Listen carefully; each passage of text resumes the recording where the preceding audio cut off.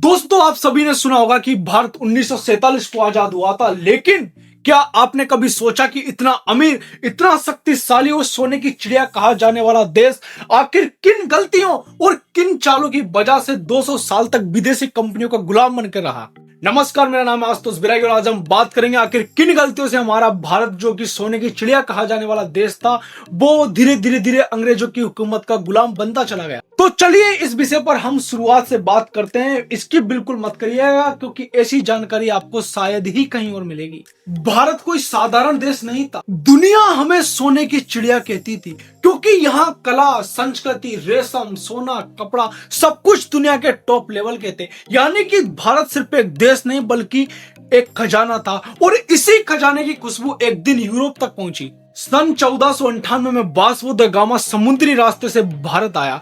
यह वह पल था जिसने भारत और यूरोप के बीच एक नया दरवाजा खोल दिया था, और इसी दरवाजे से सबसे पहले व्यापारी आए थे। दोस्तों, हमारे यहाँ पर अंग्रेज व्यापारी बनकर आए, लेकिन उनका इरादा कुछ और ही था। ईस्ट इंडिया कंपनी कहती थी कि हम यहाँ पर सिर्फ व्यापार करने आए, लेकिन इतिहास कहता है कि उनका मकसद था सिर्फ सत्ता को हासिल करना।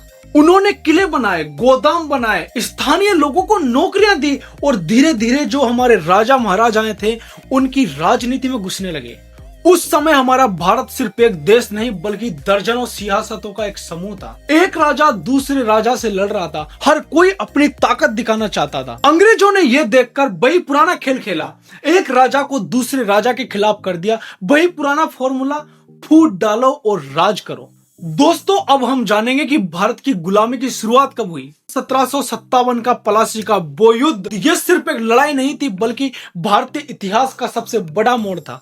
अंग्रेजों ने गद्दारी करवाई, कुछ भारतीय राजा ही अंग्रेजों के साथ जा मिले, और बंगाल के राजा सिराजुद्दौला की हार हो गई, और वहीं से अंग्रेजों ने भारत की सत्ता को पकड़ लिया।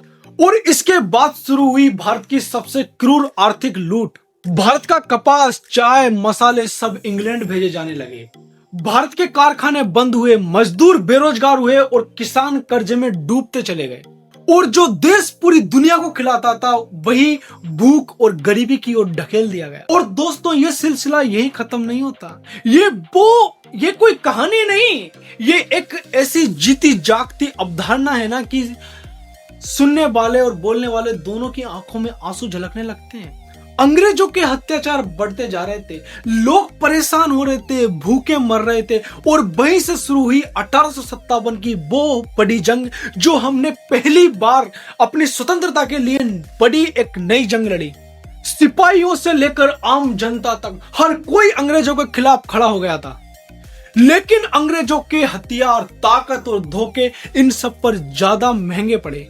विद्रोह दबा दिया गया, और अब भारत सीधे ब्रिटिश शासन का आभारी और अधीन हो गया। और अब सारे भारतवासी ब्रिटिश शासन के ही शासन में दबकर काम करने लगे, मजदूरी करने लगे, और जो भी काम प्रॉपर नहीं करता था उसके कोड़े पड़ने लगे।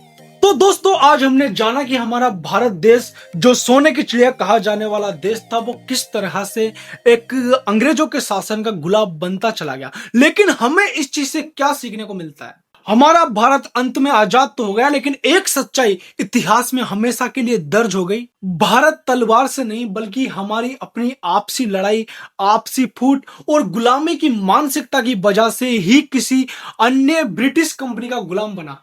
दोस्तों, भारत की गुलामी की कहानी सिर्फ इतिहास नहीं बल्कि यह भविष्य की चेतावनी है, और इसको समझना हर भारतीय की जिम्मेदारी है।